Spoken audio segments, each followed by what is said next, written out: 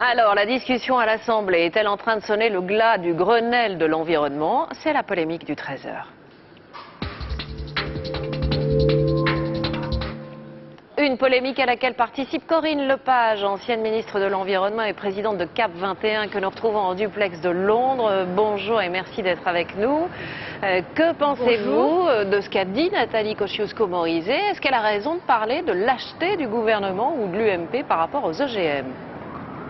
Écoutez, je ne suis pas dans le sein des saints, mais de ce que j'ai pu en voir de l'extérieur, je pense qu'elle a eu beaucoup de courage et qu'elle a illustré la contradiction flagrante qu'il y a entre des discours et des actes. Lorsqu'il s'agit de passer aux réalisations, eh bien on voit que celle qui essaye de défendre ce qui avait été dit par le président de la République est celle qui se fait conspuer. C'est pas la première, puisque le sénateur Legrand avait eu le droit au même traitement au Sénat il y a quelques semaines. Qu'est-ce que vous lui dites, vous, aujourd'hui, à Nathalie Kosciusko-Morizet? Vous vous sentez solidaire? Complètement. À plusieurs titres, j'ai une solidarité de femme, d'abord parce que je trouve que le comportement de ces hommes est inadmissible et qu'avec un homme, ils n'auraient pas osé. Une solidarité d'ancienne ministre de l'Environnement, parce qu'on est dans un pays dans lequel, lorsqu'on veut vraiment faire convenablement son métier de ministre de l'Environnement, je ne dis pas ministre du Développement durable, je dis ministre de l'Environnement, eh bien on ne peut pas avec une majorité comme celle-là.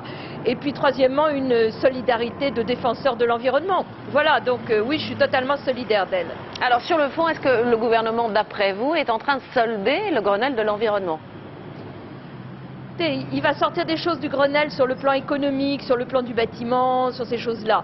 Mais je pense que sur les grands sujets sociétaux, notamment l'information sur l'environnement, la responsabilité des entreprises, l'expertise, la gestion des conflits d'intérêts, l'organisation du lobbying, on en a eu quelques jolis exemples ces jours derniers, et bien sur tous ces points-là, malheureusement, je pense qu'il ne se passera rien.